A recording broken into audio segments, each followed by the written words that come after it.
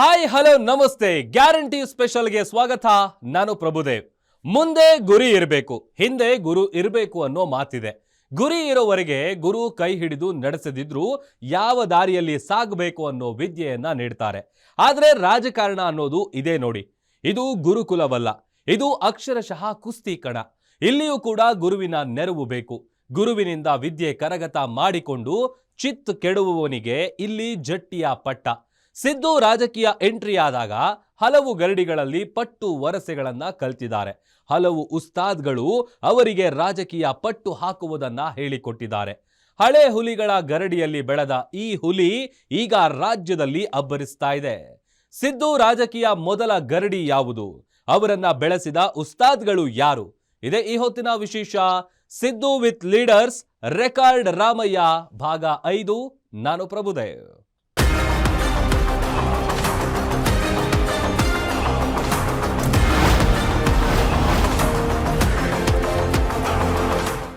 ಸಿದ್ದರಾಮಯ್ಯ ಸದ್ಯ ರಾಜ್ಯ ಕಾಂಗ್ರೆಸ್ನ ಶಕ್ತಿ ಕೇಂದ್ರ. ಸಿದ್ದು ಈ ಎತ್ತರಕ್ಕೆ ಬೆಳೆದು ಬಂದ ಹಾದಿ ಹೇಗಿತ್ತು ಅನ್ನೋದನ್ನ ನಾವು ಈ ಹಿಂದಿನ ಎಪಿಸೋಡ್ನಲ್ಲಿ ನೋಡಿದ್ದೀವಿ. ಆದರೆ ಪ್ರತಿ ಪ್ರಭಾವಿ ರಾಜಕಾರಣಿಗೆ ಮತ್ತೊಬ್ಬ ಪ್ರಭಾವಿ ರಾಜಕಾರಣಿ ಪ್ರೇರಣೆಯಾಗಿರ್ತಾರೆ. ರಾಜಕೀಯ ರಣಕಣದಲ್ಲಿ ಅನೇಕ ಪಟ್ಟುಗಳನ್ನ ಈ ರಾಜ್ಯ ಕಂಡಿದೆ.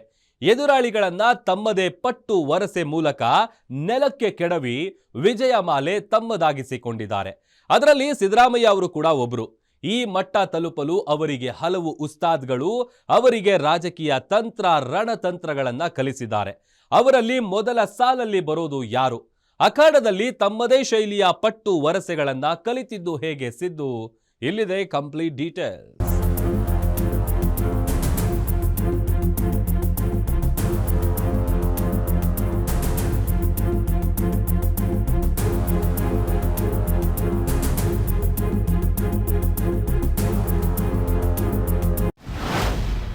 ಜಟ್ಟಿ ಕಾಳಗದಿ ಗೆಲ್ಲದೊಡೆ ಗರಡಿಯ ಸಾಮು ಪಟ್ಟು ವರಸೆಗಳು ವಿಫಲವೆನ್ನುವೆಯೇ? ಮುಟ್ಟಿ ನೋಡವನ ಮೈಕಟ್ಟು ಕಬ್ಬಿಣ ಗಟ್ಟಿ, ಗಟ್ಟಿತನ ಗರಡಿಯ ಫಲ ಮಂಕುತಿಮ್ಮ ಅನ್ನೋ ಕಗ್ಗದ ಸಾಲುಗಳಿವೆ. ಜಟ್ಟಿ ಅಂದ್ರೆ ಕುಸ್ತಿ ಪೈಲ್ವಾನ್. ಕುಸ್ತಿಯಲ್ಲಿ ಗೆಲ್ಲದಿದ್ದಲ್ಲಿ ಅವನ ಪಟ್ಟು ವರಸೆಗಳನ್ನು ವಿಫಲವೆನ್ನಲು ಸಾಧ್ಯವೇ? ಅವನ ಮೈಕಟ್ಟು ಮುಟ್ಟಿ ನೋಡಿ. ಗಟ್ಟಿತನ ಅನ್ನೋದು ಬರೋದು ಗರಡಿಯ ಫಲದಿಂದ ಅಂತ. ಇದು ಎಲ್ಲಾ ಕ್ಷೇತ್ರಗಳಿಗೂ ಅನ್ವಯವಾಗುವ ಮಾತು. ಕಾರಣ ಎಲ್ಲರೂ ಆಯಾ ಕ್ಷೇತ್ರದಲ್ಲಿ ಒಂದಲ್ಲ ಒಂದು ರೀತಿ ತಾಲೀಮು ನಡೆಸುವ ಜಟ್ಟಿಗಳೇ. ಅದರಲ್ಲೂ ರಾಜಕೀಯ ನಾಯಕರು ಅಸಲಿ ಜಟ್ಟಿಗಳು. ಇಲ್ಲಿ ಎದುರಾಳಿಗಳನ್ನ ಮಕಾಡೆ ಮಲಗಿಸಲು ಅವರದ್ದೇ ಆದ ಕಲೆಗಳನ್ನ ಕಲಿತಿರಬೇಕು. ಆ ಕಲಿತವನು ರಾಜಕಾರಣದ ಕ್ಷೇತ್ರದಲ್ಲಿ ಮಹಾಜಟ್ಟಿಯಾಗಿ ನಿಲ್ಲುತ್ತಾನೆ. ಅದಕ್ಕೆ ಸಿದ್ದರಾಮಯ್ಯ ಸ್ಪಷ್ಟ ನಿದರ್ಶನ.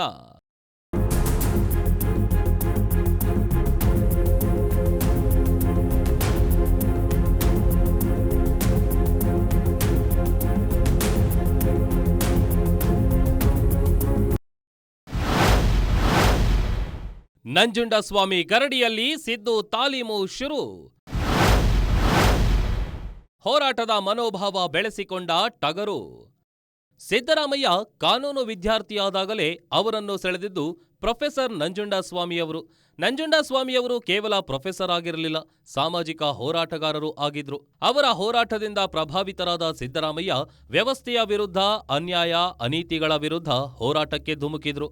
ಸರ್ಕಾರದ ವಿರುದ್ಧ ಚಳುವಳಿಗಳು, ಪ್ರತಿಭಟನೆಗಳಲ್ಲಿ ಭಾಗಿಯಾಗಲು ಸಿದ್ದು ಶುರು ಮಾಡಿದ್ರು. ಇಲ್ಲಿಂದಲೇ ಅವರಿಗೆ ರಾಜಕೀಯದ ಸಣ್ಣದೊಂದು ಕಾಲುದಾರಿ ತೆರೆದುಕೊಂಡಿತು.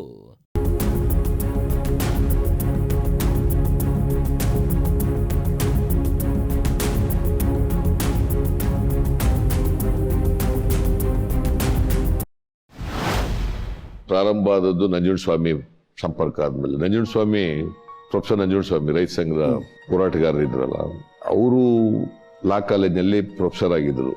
ಆಗ ಅವ್ರದ್ದು ಸ್ನೇಹ ನಮಗೆ ಮೇಷ್ಟ್ರಾಗಿದ್ರಲ್ಲ, ಹಾಗಾಗಿ ಅವರು ನಮಗೆ ಹೋರಾಟದ ಮನೋಭಾವ ಬೆಳಿಲಿಕ್ಕೆ ಅವ್ರ ಕಾರಣ. ಆ ಕಾಲದಲ್ಲೇ ನಾವು ಲಾ ಕಾಲೇಜ್ ಸ್ಟೂಡೆಂಟ್ಸ್ ಆಗಿದ್ದಾಗಲೇನೆ ಸರ್ಕಾರದ ವಿರುದ್ಧ ಪ್ರತಿಭಟನೆಗಳು, ಚಳುವಳಿಗಳು, ಯಾವ್ದಾದ್ರು ಅನ್ಯಾಯಗಳಾದಾಗ ಅವನ್ನ ಪ್ರತಿಭಟಿಸ್ತಕ್ಕಂಥದ್ದು, ಇದನ್ನೆಲ್ಲ ಅವ್ರು ಆರ್ಗನೈಸ್ ಮಾಡ್ತಾ ಇದ್ರು. ನಾವು ಅದರಲ್ಲಿ ಪಾಲ್ಗೊಳ್ತಾ ಇದ್ದವು. ಕ್ಲಾಸ್ ಮುಗಿದ ಮೇಲೆ 3 ಗಂಟೆ ರಾಜಕೀಯ ಪಾಠ. ರಾಜಕೀಯದಲ್ಲಿ ಆಸಕ್ತಿ ಹುಟ್ಟಿಸಿದ ಗುರು ನಂಜುಂಡಸ್ವಾಮಿ. ಎಸ್, ಸಿದ್ದರಾಮಯ್ಯನವರಿಗೆ ರಾಜಕಾರಣದ ಮೇಲೆ ಮೊದಲಿನಿಂದಲೂ ಆಸಕ್ತಿ ಇತ್ತು. ಆದರೆ ಅದಕ್ಕೆ ನೀರೆರೆದು ಪೋಷಿಸಿದ್ದು, ಅದನ್ನು ಇನ್ನಷ್ಟು ಚಿಗುರುವಂತೆ ಮಾಡಿದ್ದು ಅವರ ಮೊದಲ ಉಸ್ತಾದ್ ನಂಜುಂಡಸ್ವಾಮಿಯವರು. ಲಾ ಕಾಲೇಜಿನಲ್ಲಿ ಓದ್ತಿದ್ದಾಗ ಇವರಿಗೆ ಪಾಠ ಮಾಡ್ತಿದ್ದ ನಂಜುಂಡಸ್ವಾಮಿಯವರು ಕ್ಲಾಸ್ ಮುಗಿದ ಬಳಿಕ ಬರೋಬ್ಬರಿ 3 ಗಂಟೆಗಳ ಕಾಲ ರಾಜಕೀಯ ಚರ್ಚೆಗಳನ್ನ ತಮ್ಮ ವಿದ್ಯಾರ್ಥಿಗಳೊಂದಿಗೆ ಮಾಡ್ತಿದ್ರು. ಪ್ರಸ್ತುತ ರಾಜಕಾರಣದ ಬಗ್ಗೆ ವಿಚಾರ ವಿಮರ್ಶೆಗಳು ಅಲ್ಲಿ ನಡೀತಾ ಇದ್ವು. ಅದು ಸಿದ್ದರಾಮಯ್ಯರ ರಾಜಕಾರಣದ ಅಂಗಳಕ್ಕೆ ಮೊದಲಡಿ ಇಡಲು ಮೊದಲ ಕಿಡಿ ಹೊತ್ತಿಸಿತ್ತು. ಪ್ರತಿದಿನ ಇವ್ರು ಏನ್ ಮಾಡ್ತಿದ್ರು, ನಂಜುಂಡಸ್ವಾಮಿ ಅವರು ನಮ್ಮನ್ನೆಲ್ಲ ಕರ್ಕೊಂಡು ಹೋಗೋರು. ಅಲ್ಲೊಂದು ಗಾಯತ್ರಿ ಟಿಫನ್ ಭವನ ಅಂತ ಇತ್ತು ಕೋರ್ಟ್ ಹತ್ರ. ಅಲ್ಲಿ ಬೆಳಿಗ್ಗೆ ಕ್ಲಾಸ್ ಮುಗಿಯೋದು 10 ಗಂಟೆಗೆ. 10 ಗಂಟೆಯಿಂದ 1 ಗಂಟೆವರೆಗೆ ರಾಜಕೀಯ ಪಾಠ ಮಾಡೋರು ನಮಗೆ. ಸೊ ಹಾಗಾಗಿ ನಮಗೆ ರಾಜಕೀಯದ ಬಗ್ಗೆ ಆಸಕ್ತಿ ಬೆಳೀತು. ಮತ್ತೆ ಹೋರಾಟದ ಮನೋಭಾವ ಬೆಳೀಲಿಕ್ಕೆ, ಅನ್ಯಾಯದ ವಿರುದ್ಧ ಹೋರಾಟ ಮಾಡಬೇಕು ಅಂತಕ್ಕಂಥದ್ದು, ಈ ಸಾಮಾಜಿಕ ಅವ್ಯವಸ್ಥೆ ವಿರುದ್ಧ ಹೋರಾಟ ಮಾಡಬೇಕು ಅಂತಕ್ಕಂಥದ್ದು, ಯಾರು ತುಳಿತಕ್ಕೊಳಗಾಗಿದ್ದಾರೆ, ಶೋಷಣೆಗೊಳಗಾಗಿದ್ದಾರೆ, ಯಾರಿಗೆ ಅವಕಾಶಗಳಿಲ್ಲ, ಆ ಜನರ ಪರವಾಗಿ ಏನಾದ್ರು ಮಾಡಬೇಕು, ಅವರಿಗೆ ನ್ಯಾಯ ಒದಗಿಸ್ಲಿಕ್ಕೆ ಪ್ರಯತ್ನ ಮಾಡಬೇಕು ಅಂತ ಅವತ್ತಿನಿಂದ ಪ್ರಾರಂಭ ಆಯಿತು.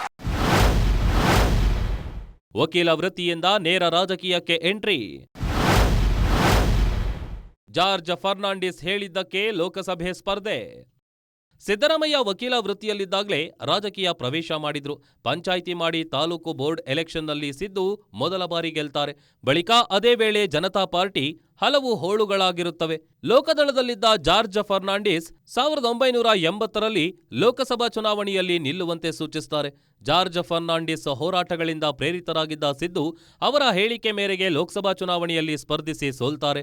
ಬಳಿಕ 1983ರಲ್ಲಿ ಸ್ವತಂತ್ರವಾಗಿ ಚಾಮುಂಡೇಶ್ವರಿ ಕ್ಷೇತ್ರದಿಂದ ಸ್ಪರ್ಧೆ ಮಾಡಿ ಯಾರೂ ಊಹಿಸದ ರೀತಿಯಲ್ಲಿ ಜಯಭೇರಿ ಬಾರಿಸ್ತಾರೆ.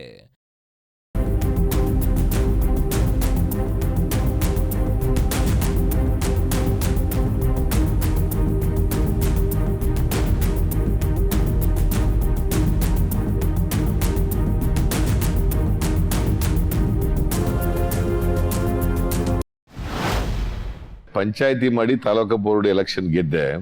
ಅದಾದ್ಮೇಲೆ ನಾನು ಜನತಾ ಪಾರ್ಟಿ ಡಿವಿಷನ್ ಆಯ್ತು. ಅದಕ್ಕೆ ಆಗ ಲೋಕದಳ ಅಂತ ಒಂದು ಪಾರ್ಟಿ ಆಯ್ತು. ಆ ಪಾರ್ಟಿನಲ್ಲಿ ನನಗೆ ಹೆಚ್ಚಾಗಿ ಆಗ ನಾನು ಫಾಲೋ ಮಾಡ್ತಾ ಇದ್ದದ್ದು ಜಾರ್ಜ್ ಫರ್ನಾಂಡಿಸ್ ಮತ್ತೆ ನಂಜುಂಡಸ್ವಾಮಿ. ಜಾರ್ಜ್ ಫರ್ನಾಂಡಿಸ್ ಅವರು ಆ ಲೋಕದಳದಲ್ಲಿ ಇದ್ರು. ನಂಜುಂಡಸ್ವಾಮಿ ಆಗ ಪಾಲಿಟಿಕ್ಸ್ ಬಂದಿರಲಿಲ್ಲ. ಆಮೇಲೆ ರೈತ ಸಂಘದಿಂದ ಅವರು MLA ಆಗಿದ್ರು ಒಂದ್ಸಾರಿ. ನನಗೆ ಪಾರ್ಲಿಮೆಂಟ್ ನಿಂತ್ಕೋ ಅಂತ ಹೇಳಿದ್ರು ಜಾರ್ಜ್ ಫರ್ನಾಂಡಿಸ್. 80ರಲ್ಲಿ ಲೋಕಸಭೆಗೆ ನಿಂತೆ ನಾನು. ಆ ಎಲೆಕ್ಷನ್ ನಲ್ಲಿ ಮಿಸರಬಲ್ ಆಗಿ ಸೋತೆ, ಮೈಸೂರು ಲೋಕಸಭಾ. ಆಮೇಲೆ 72 ತಾಲೂಕು ಬೋರ್ಡ್ ಮೆಂಬರ್ ಆದೆ. ಆಮೇಲೆ 83ರಲ್ಲಿ ನಾನು ಇಂಡಿಪೆಂಡೆಂಟ್ ಆಗಿ ಕಂಟೆಸ್ಟ್ ಮಾಡಿದೆ. ಇಡೀ ನಮ್ಮ ಕ್ಷೇತ್ರದ ಜನ ಒಂದು 100-200 ಜನರು ಬಂದು ಕೋರ್ಟ್ ಬಳಿ ಬಂದು ನಿಲ್ಲೇಬೇಕು ಅಂತ ಒತ್ತಾಯ ಮಾಡಿ ನನಗೆ ನಾಮಿನೇಷನ್ ಹಾಕ್ಸಿದ್ರು. ಅವತ್ತು ನನಗೆ 250 ರೂಪಾಯಿ ದುಡ್ಡು ಕೊಡಕ್ಕೂ ನನ್ನ ಜೇಬ್ನಲ್ಲಿ ದುಡ್ಡು ಇರ್ಲಿಲ್ಲ. ಆಗ ನಮ್ಮ ಆಫೀಸ್ ಕ್ಲರ್ಕ್ ಇದ್ನಲ್ಲ, ಅವನು ಪಾಪ 250 ರೂಪಾಯಿ ಕೊಟ್ಟು ನನಗೆ ಎಲೆಕ್ಷನ್ಗೆ ಡಿಪಾಸಿಟ್ ದುಡ್ಡು ಕೊಟ್ಟ ಅವನು. ಹಾಗಾಗಿ ಎಲೆಕ್ಷನ್ 83ರಲ್ಲಿ ನಾನು ಕಂಟೆಸ್ಟ್ ಮಾಡಿದೆ. 1985ರಲ್ಲಿ ಜನತಾ ಪಾರ್ಟಿ ಸೇರಿದ ಸಿದ್ದರಾಮಯ್ಯ ರಾಮಕೃಷ್ಣ ಹೆಗಡೆ ಸಂಪುಟದಲ್ಲಿ ಮೊದಲ ಬಾರಿ ಮಂತ್ರಿ. ಸಿದ್ದು ರಾಜಕೀಯ ಬದುಕಿನಲ್ಲಿ ಅವಕಾಶಗಳು ಅವರನ್ನ ಹುಡುಕಿಕೊಂಡು ಬಂದವು. ಅದು ಕೂಡ ತುಂಬಾ ಕಡಿಮೆ ಸಮಯದಲ್ಲಿಯೇ. ಶಾಸಕರಾಗಿ ಆಯ್ಕೆಯಾದ 2 ವರ್ಷದಲ್ಲಿ ಸಿಎಂ ಸಿದ್ದು ರಾಮಕೃಷ್ಣ ಹೆಗಡೆಯವರ ಸಂಪುಟದಲ್ಲಿ ಮಂತ್ರಿಯಾದರು. ಜನತಾ ಪಾರ್ಟಿ ಸೇರಿದ ಬಳಿಕ ರಾಮಕೃಷ್ಣ ಹೆಗಡೆಯವರ ಸಂಪರ್ಕಕ್ಕೆ ಬಂದ ಸಿದ್ದು ಅವರ ಸಂಪುಟದಲ್ಲಿ ಪಶುಸಂಗೋಪನಾ ಮತ್ತು ಪಶುವೈದ್ಯಕೀಯ ಸೇವೆ ಸಚಿವಾಲಯದ ಮಂತ್ರಿಯಾದರು. ಅಲ್ಲಿಂದ ರಾಮಕೃಷ್ಣ ಹೆಗಡೆಯವರೊಂದಿಗೂ ಅವರ ನಂಟು ತುಂಬಾ ಚೆನ್ನಾಗಿತ್ತು. ಅವರ ನಾಯಕತ್ವದಲ್ಲಿಯೂ ಕೂಡ ಸಿದ್ದು ರಾಜಕಾರಣದ ಹಲವು ಪಟ್ಟುಗಳನ್ನ ಕಲಿತರು.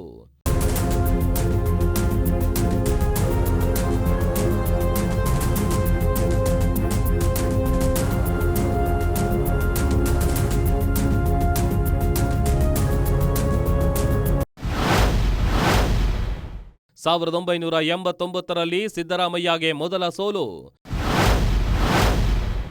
ಜನತಾ ದಳದ ಮುಖ್ಯ ಕಾರ್ಯದರ್ಶಿಯಾದ ಸಿದ್ದು. ಇದು ಸಿದ್ದರಾಮಯ್ಯ ಕೂಡ ಊಹಿಸಲಾಗದ ಸಂಗತಿ. 1989 ಜನತಾದಳದಿಂದ ಟಿಕೆಟ್ ಪಡೆದು ಚಾಮುಂಡೇಶ್ವರಿ ಕ್ಷೇತ್ರದಲ್ಲಿ ಸ್ಪರ್ಧಿಸಿದ್ದ ಸಿದ್ದರಾಮಯ್ಯ ಕಾಂಗ್ರೆಸ್ನ ರಾಜಶೇಖರ್ ಮೂರ್ತಿ ವಿರುದ್ಧ ದೊಡ್ಡ ಸೋಲನ್ನ ಅನುಭವಿಸಿದ್ರು. ಇದು ಸಿದ್ದು ರಾಜಕೀಯ ಬದುಕಿನ ಮೊದಲ ಸೋಲಾಗಿತ್ತು. ಅದಕ್ಕೆ ಕಾರಣವೂ ಇತ್ತು. ಸಿದ್ದರಾಮಯ್ಯ ಅದಾಗಲೇ ಪ್ರಭಾವಿ ನಾಯಕರ ಸಾಲಿನಲ್ಲಿ ಗುರುತಿಸಿಕೊಂಡಿದ್ರು. ಹೀಗಾಗಿ ಈಗಾಗಲೇ 2 ಬಾರಿ ಗೆದ್ದ ಚಾಮುಂಡೇಶ್ವರಿ ಕ್ಷೇತ್ರದಲ್ಲಿ ಸರಳವಾಗಿ ಮತ ಬರುತ್ತವೆ ಅಂತ ಪಕ್ಷ ಸಂಘಟನೆಗಾಗಿ ಬೇರೆ ಕಡೆಯೆಲ್ಲ ಪ್ರಚಾರದಲ್ಲಿ ಪಾಲ್ಗೊಂಡ್ರು. ಚಾಮುಂಡೇಶ್ವರಿ ಕ್ಷೇತ್ರದಲ್ಲಿ ಅವರು ಪ್ರಚಾರ ಕೈಗೊಂಡಿದ್ದು 2 ಬಾರಿ. ಹೀಗಾಗಿ ಚುನಾವಣೆಯಲ್ಲಿ ಅವರಿಗೆ ಹಿನ್ನಡೆಯಾಯಿತು. ಇದೇ ವೇಳೆ ದೇವೇಗೌಡರು ಅವರಿಗೆ ಪಕ್ಷದ ಮುಖ್ಯ ಕಾರ್ಯದರ್ಶಿ ಹುದ್ದೆಯನ್ನು ನೀಡಿದ್ರು.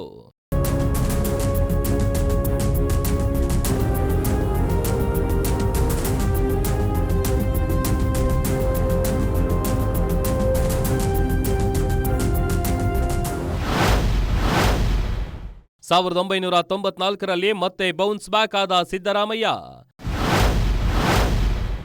ಅದೇ ಚಾಮುಂಡೇಶ್ವರಿ ಕ್ಷೇತ್ರದಲ್ಲಿ ಭರ್ಜರಿ ಗೆಲುವು. 1989ರ ಸೋಲಿನ ಬಳಿಕ ಪುಟಿದೆದ್ದ ಸಿದ್ದರಾಮಯ್ಯ 1994ರ ವಿಧಾನಸಭಾ ಚುನಾವಣೆಯಲ್ಲಿ ಅದೇ ಚಾಮುಂಡೇಶ್ವರಿ ಕ್ಷೇತ್ರದಿಂದ ಸ್ಪರ್ಧಿಸಿದ್ರು. ಈ ಬಾರಿ ಪ್ರಚಂಡ ಬಹುಮತದಿಂದ ಗೆದ್ದ ಸಿದ್ದು ದೇವೇಗೌಡರು ಸಿಎಂ ಆದ ವೇಳೆ ಅವರ ಕ್ಯಾಬಿನೆಟ್ನಲ್ಲಿ ಹಣಕಾಸು ಸಚಿವರಾಗಿ ಕಾರ್ಯನಿರ್ವಹಿಸಿದ್ರು. ಅನೇಕ ಟೀಕೆಗಳ ನಡುವೆಯೇ ಅವರು ತಮ್ಮ ಮೊದಲ ಬಜೆಟ್ ಮಂಡನೆ ಮಾಡಿದ್ರು. ಇಂದು ಅದೇ ಸಿದ್ದರಾಮಯ್ಯ ಬಜೆಟ್ ಮಂಡನೆ ವಿಚಾರದಲ್ಲಿ ಕರ್ನಾಟಕದಲ್ಲಿ ದೊಡ್ಡ ಇತಿಹಾಸವನ್ನೇ ಬರೆದಿದ್ದಾರೆ. ಒಂದು ಹಂತದಲ್ಲಿ ಜೆಡಿಎಸ್ ಕೂಡ ಅವರಿಗೆ ದೊಡ್ಡ ಗರಡಿ ಮನೆಯಂತಾಗಿತ್ತು. ಇಲ್ಲೂ ಕೂಡ ಅವರು ಅನೇಕ ರಾಜಕೀಯ ತಾಲೀಮುಗಳನ್ನ ಕಲಿತರು. ಅದರಲ್ಲೂ ಅಹಿಂದ ಪಟ್ಟು ವರಸೆಗಳು ಕರಗತವಾಗಿದ್ದು ಇಲ್ಲಿಯೇ. ಇಲ್ಲಿಂದಲೇ ಅವರ ರಾಜಕೀಯ ಬದುಕಿನ ದಿಕ್ಕು ಕೂಡ ಬದಲಾಯಿತು.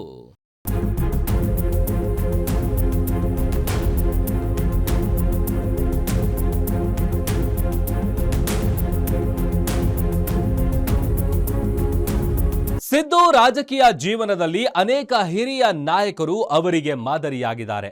ಜೆಪಿಯವರ ಹೋರಾಟ ಅವರನ್ನ ಸೆಳೆದಿತ್ತು. ರಾಮಕೃಷ್ಣ ಹೆಗಡೆಯವರ ರಾಜಕಾರಣ ಅವರಿಗೆ ಹೊಸ ಹಾದಿಯನ್ನ ತೋರಿಸಿತ್ತು. ಹೀಗೆ ಹಲವು ನಾಯಕರು ಅವರಿಗೆ ಮಾರ್ಗದರ್ಶಕರಾಗಿ, ಗುರುವಾಗಿ ರಾಜಕೀಯ ಕುಸ್ತಿ ಕಣದ ಸಾಂಪ್ರದಾಯಿಕ ಪಟ್ಟುಗಳನ್ನ ಕಲಿಸಿಕೊಟ್ಟಿದ್ರು. ಜನತಾ ಪಾರ್ಟಿ, ಜನತಾದಳದಲ್ಲಿ ಸಿದ್ದು ಪಡೆದ ಅನುಭವ ಎಂಥದ್ದು? ಸದ್ಯ ರಾಜ್ಯ ರಾಜಕಾರಣದಲ್ಲಿ ತಾವೇ ಒಬ್ಬ ಸೇನಾ ನಾಯಕನಾಗಿ, ರಾಜಕೀಯ ನಿಷ್ಣಾತನಾಗಿ ಬೆಳೆದಿದ್ದು ಹೇಗೆ?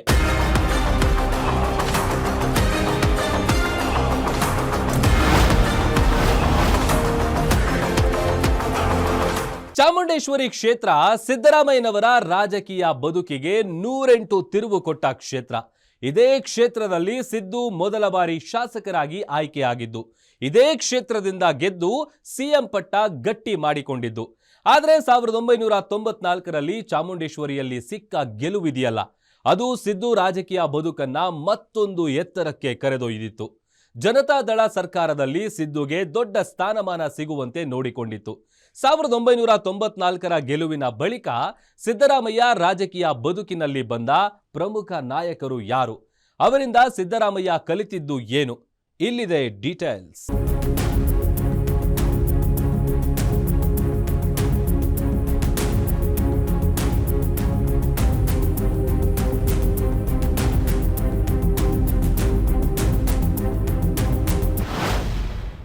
ಸಾವಿರದ 1989ರ ಸೋಲಿನ ಬಳಿಕ ಪುಟಿದೆದ್ದ ಸಿದ್ದರಾಮಯ್ಯ ಬಿದ್ದ ಜಾಗದಲ್ಲಿಯೇ ಮತ್ತೆ ಎದ್ದು ನಿಂತರು.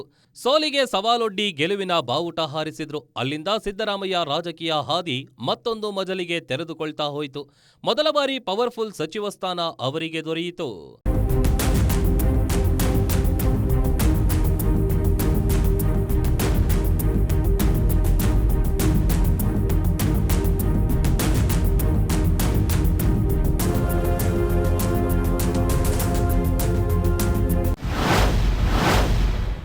ಗೌಡರ ಕ್ಯಾಬಿನೆಟ್ನಲ್ಲಿ ಸಿದ್ದು ಹಣಕಾಸು ಮಂತ್ರಿ.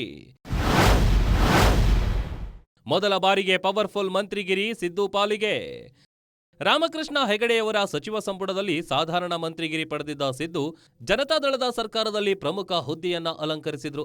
ಅವರಿಗೆ ಇಷ್ಟವಿಲ್ಲದ ಹಣಕಾಸು ಸಚಿವ ಸ್ಥಾನವನ್ನ ದೇವೇಗೌಡರ ಒತ್ತಾಯ ಹಾಗೂ ನಂಬಿಕೆಯ ಮೇಲೆ ಒಪ್ಪಿಕೊಂಡ್ರು. ಬಳಿಕ ತಮ್ಮ ರಾಜಕೀಯ ಜೀವನದ ಮೊಟ್ಟ ಮೊದಲ ಬಜೆಟ್ ಅನ್ನು ಕೂಡ ಮಂಡಿಸಿದ್ರು. ಅದಾದ ಬಳಿಕ ದೇವೇಗೌಡರು ಕೇಂದ್ರ ರಾಜಕಾರಣಕ್ಕೆ ಶಿಫ್ಟ್ ಆಗಿ ಪ್ರಧಾನಿ ಹುದ್ದೆ ಅಲಂಕರಿಸಿದಾಗ ಜೆಎಚ್ ಪಟೇಲ್ ಅವರಿಗೆ ಸಿಎಂ ಸ್ಥಾನ ಬಿಟ್ಟು ಅವರು ಕೇಂದ್ರದಲ್ಲಿ ಪ್ರಧಾನಿಯಾಗಿ ವಿರಾಜಮಾನರಾದ್ರು.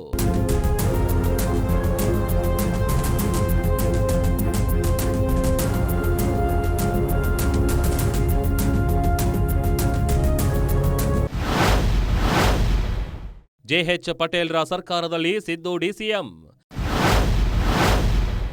ಇಲ್ಲಿಂದಲೇ ಶುರುವಾಯಿತು ಸಿದ್ದು ಹೊಸ ರಹದಾರಿ. 1996ರಲ್ಲಿ ಜೆಎಚ್ ಪಟೇಲ್ ರಾಜ್ಯದ ಮುಖ್ಯಮಂತ್ರಿಯನ್ನಾಗಿ ನೇಮಿಸಿದ ದೇವೇಗೌಡರು ಸಿದ್ದರಾಮಯ್ಯರನ್ನ ಉಪಮುಖ್ಯಮಂತ್ರಿಯನ್ನಾಗಿ ನಿಯೋಜಿಸಿ ಅವರು ದೆಹಲಿಗೆ ತೆರಳಿದ್ರು. ಅದಾದ ಬಳಿಕ 1999ರಲ್ಲಿ ಜನತಾದಳ ಹೋಳಾಯಿತು. ಸಿದ್ದು ಡಿಸಿಎಂ ಸ್ಥಾನದಿಂದ ಕೆಳಗಿಳಿದು ದೇವೇಗೌಡರ ಜನತಾದಳ ಸೆಕ್ಯುಲರ್ ಪಕ್ಷವನ್ನ ಸೇರಿಕೊಂಡ್ರು. 1999ರಲ್ಲಿ ಜೆಡಿಎಸ್ ಚುನಾವಣೆಯಲ್ಲಿ ಸಂಪೂರ್ಣ ನೆಲಕಚ್ಚಿತ್ತು. ಎಸ್ಎಂ ಕೃಷ್ಣ ಸಿಎಂ ಆಗಿ 2004ರವರೆಗೆ ಕಾಂಗ್ರೆಸ್ ಸರ್ಕಾರವನ್ನ ನಡೆಸಿದ್ರು. 2004ರಲ್ಲಿ ಪುನಃ ಚುನಾವಣೆ ಬಂದಾಗ ಜೆಡಿಎಸ್ ಹಾಗೂ ಕಾಂಗ್ರೆಸ್ ಮೈತ್ರಿ ಸರ್ಕಾರ ಅಸ್ತಿತ್ವಕ್ಕೆ ಬಂತು. ಧರ್ಮ್ ಸಿಂಗ್ ಸಿಎಂ ಆದ್ರೆ ಸಿದ್ದರಾಮಯ್ಯ ಉಪಮುಖ್ಯಮಂತ್ರಿಯಾದ್ರು. ಇದೇ ವೇಳೆ ಪಕ್ಷ ಬಲವರ್ಧನೆಗೆ ಹಮ್ಮಿಕೊಂಡ ಅಹಿಂದ ಸಮಾವೇಶ ಸಿದ್ದರಾಮಯ್ಯರನ್ನ ಬೇರೆಯದ್ದೇ ಎತ್ತರಕ್ಕೆ ಕೊಂಡೊಯ್ತು. ಹೀಗೆ 1983ರಿಂದ 2004ರವರೆಗೆ ಸಿದ್ದು ರಾಜಕೀಯ ಬದುಕಿನಲ್ಲಿ ಅನೇಕ ನಾಯಕರು ಪ್ರೇರಣೆಯಾಗಿದ್ದಾರೆ. ಅವರಿಂದ ರಾಜಕೀಯ ಪಯಣವನ್ನು ಸಿದ್ದು ಕಲಿತುಕೊಂಡಿದ್ದಾರೆ. ಇವ್ರಿಗಿಂತ ವಯಸ್ಸಿನಲ್ಲಿ ಚಿಕ್ಕವನು. ರಾಮಕೃಷ್ಣ ಹೆಗ್ಡೆ, ಬೊಮ್ಮಾಯಿ, ದೇವೇಗೌಡರು, ಜೆಎಚ್ ಪಟೇಲ್ರು, ರಾಚಯ್ಯನವರು. ಸೊ ಇವ್ರ ಜೊತೆ ನಾನು ಇವ್ರ ಸವಾಸ ಓಡಾಡೋದ್ರಿಂದ ನಾನು ಕೂಡ ರಾಜ್ಯದಲ್ಲಿ ಒಬ್ಬ ಲೀಡರ್ ಆಗಿ ಬೆಳೀಲಿಕ್ಕೆ ಅದು ಕೂಡ ಕಾರಣ ಆಗಿದೆ. 2004ರಲ್ಲಿ ಸಿದ್ದರಾಮಯ್ಯನಲ್ಲಿ ಹೊಸ ನಾಯಕನ ಉದಯ. ಅಹಿಂದ ಸಮಾವೇಶದಿಂದ ಸಿದ್ದು ಖ್ಯಾತಿ ಮತ್ತಷ್ಟು ಉತ್ತುಂಗಕ್ಕೆ. 2004ರಲ್ಲಿ ಧರ್ಮಸಿಂಗ್ ಸಿಎಂ ಆಗಿದ್ದ ವೇಳೆ ಸಿದ್ದರಾಮಯ್ಯ ಡಿಸಿಎಂ ಹಾಗೂ ಹಣಕಾಸು ಮಂತ್ರಿಯಾಗಿದ್ರು.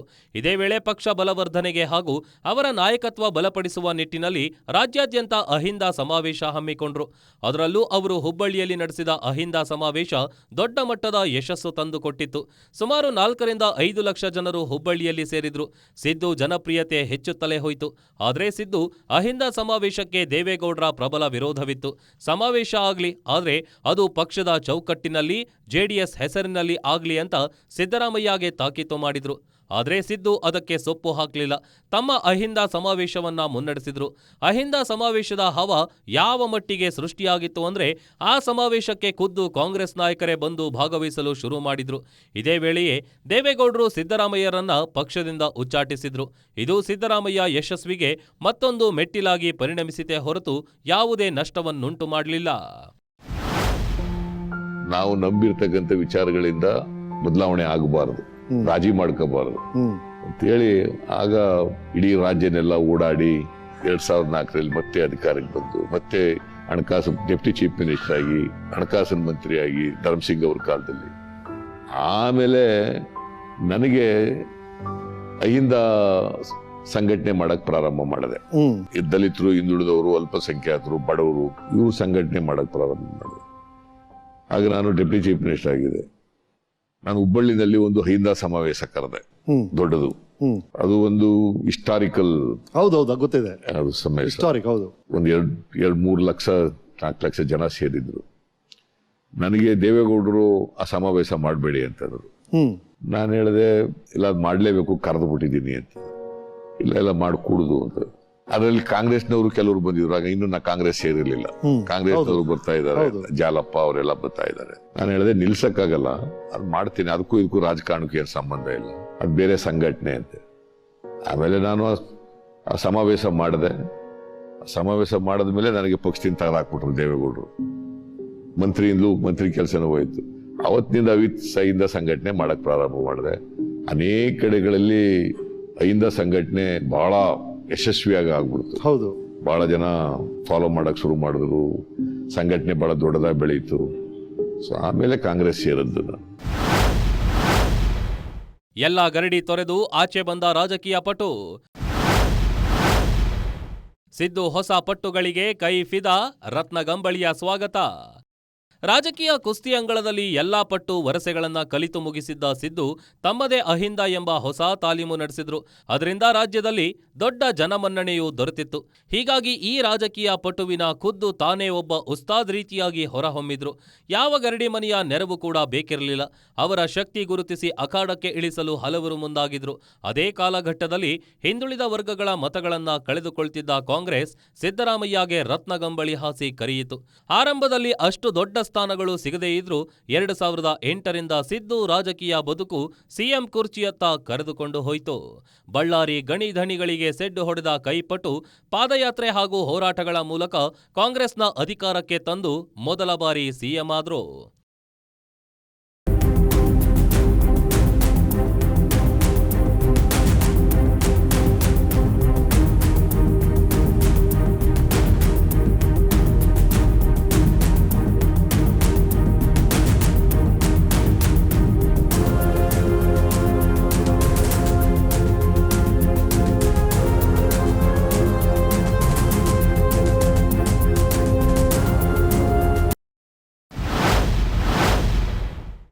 ಇಂದಿಗೂ ಗುರುವಿನ ನೆರವನ್ನು ಮರೆಯದ ಸಿದ್ದು ಮೇಲುಕೋಟೆಯಲ್ಲಿ ಸ್ಪರ್ಧಿಸಲ್ಲ ಕಾಂಗ್ರೆಸ್ ಕಟ್ಟಾಳು. ಗುರು ಪರಂಪರೆಯನ್ನು ನೆನೆಯುವುದು ಸದಾ ಭಾರತೀಯ ಸಂಸ್ಕೃತಿ. ಅದನ್ನ ಸಿದ್ದರಾಮಯ್ಯ ಕೂಡ ಮರೆತಿಲ್ಲ. ಅವರು ಸಿಎಂ ಆದ ಬಳಿಕ ಇಂದಿಗೂ ಕೂಡ ಮೇಲುಕೋಟೆಯಲ್ಲಿ ಕಾಂಗ್ರೆಸ್ ಅಭ್ಯರ್ಥಿಯನ್ನ ಕಣಕ್ಕಿಳಿಸಲ್ಲ. ಇದು ಸಿದ್ದು ಪಾಲಿಸಿಕೊಂಡು ಬಂದಿರುವ ಸಂಪ್ರದಾಯ. ಕಾರಣ ಅದು ಅವರ ರಾಜಕೀಯ ಗುರು ನಂಜುಂಡಸ್ವಾಮಿಯವರ ಕ್ಷೇತ್ರ. ಹೀಗಾಗಿ ಅಲ್ಲಿ ಕೈ ಕ್ಯಾಂಡಿಡೇಟ್ ಇರಲ್ಲ. ನಂಜುಂಡಸ್ವಾಮಿ ಬಳಿಕ ಆ ಕ್ಷೇತ್ರದಲ್ಲಿ ರೈತ ಹೋರಾಟಗಾರ ಪುಟ್ಟಣ್ಣಯ್ಯನವರು ಸ್ಪರ್ಧಿಸಲು ಆರಂಭಿಸಿದ್ರು. ಅವರ ಕಾಲವಾದ ಬಳಿಕ ಈಗ ಅವರ ಪುತ್ರ ದರ್ಶನ್ ಪುಟ್ಟಣ್ಣಯ್ಯ ನಿಭಾಯಿಸುತ್ತಿದ್ದಾರೆ. ಹೀಗಾಗಿ ತಮ್ಮ ರಾಜಕೀಯ ಗುರುವಿನ ನೆಲದಲ್ಲಿ ಇಂದಿಗೂ ಕಾಂಗ್ರೆಸ್ ಪಕ್ಷ ಸ್ಪರ್ಧಿಸದಂತೆ ನೋಡಿಕೊಂಡು ಬಂದಿದ್ದು ಸಿದ್ದರಾಮಯ್ಯ. ಈ ಮೂಲಕ ತಮ್ಮ ರಾಜಕೀಯ ಮೊದಲ ಉಸ್ತಾದ್ಗೆ ಗೌರವ ಸಲ್ಲಿಸುತ್ತಿದ್ದಾರೆ ಸಿದ್ದರಾಮಯ್ಯ.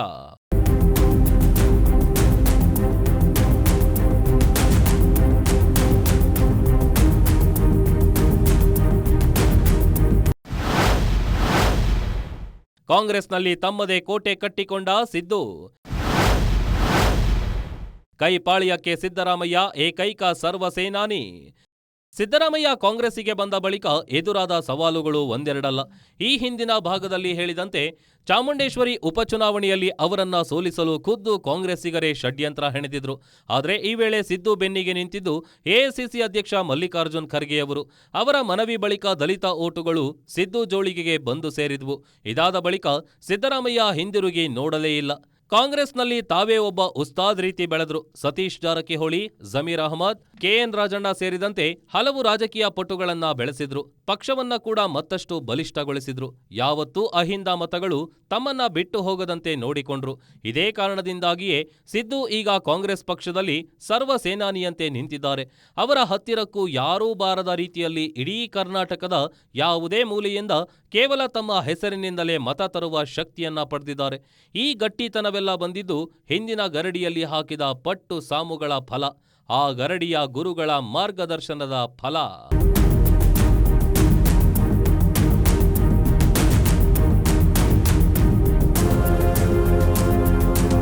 ಸಿದ್ದು ಬದುಕಿನಲ್ಲಿ ಬಂದ ರಾಜಕೀಯ ಗುರುಗಳು ಹಲವರು. ಆದರೆ ಅವರು ಸದಾ ನೆನೆಯುವುದು ನಂಜುಂಡಸ್ವಾಮಿ ಹಾಗೂ ಬಿ ರಾಚಯ್ಯನವರನ್ನ. 40 ವರ್ಷಗಳ ಸುದೀರ್ಘ ರಾಜಕಾರಣದಲ್ಲಿ ಸಿದ್ದು ಅನೇಕ ರಾಜಕೀಯ ತಂತ್ರಗಳನ್ನ ಹಿರಿಯ ನಾಯಕರಿಂದ ಕಲಿತರೆ ಇನ್ನೂ ಕೆಲವನ್ನ ಸ್ವಯಂ ಸಾಮರ್ಥ್ಯದಿಂದ ಬೆಳೆಸಿಕೊಂಡವರು. ಆ ಸಾಮರ್ಥ್ಯದಿಂದಾಗಿಯೇ ಇಂದಿಗೂ ರಾಜ್ಯ ರಾಜಕಾರಣದಲ್ಲಿ ಪ್ರಸ್ತುತರಾಗಿ ಉಳಿದುಕೊಂಡಿದ್ದಾರೆ. ಕಾಂಗ್ರೆಸ್ ಪಾಳ್ಯಕ್ಕೆ ಆನೆ ಬಲವಾಗಿ ನಿಂತಿದ್ದಾರೆ. ರಾಜ್ಯದ ಮಾಸ್ ಲೀಡರ್ಗಳಲ್ಲಿ ಒಬ್ಬರಾಗಿ ಗುರುತಿಸಿಕೊಂಡಿದ್ದಾರೆ. ಇದಾಗಿತ್ತು ಈ ಹೊತ್ತಿನ ಗ್ಯಾರಂಟಿ ಸ್ಪೆಷಲ್. ನೋಡ್ತಾರಿ ಗ್ಯಾರಂಟಿ ನ್ಯೂಸ್, ಸುದ್ದಿ ಖಚಿತ, ನ್ಯಾಯ ನಿಶ್ಚಿತ.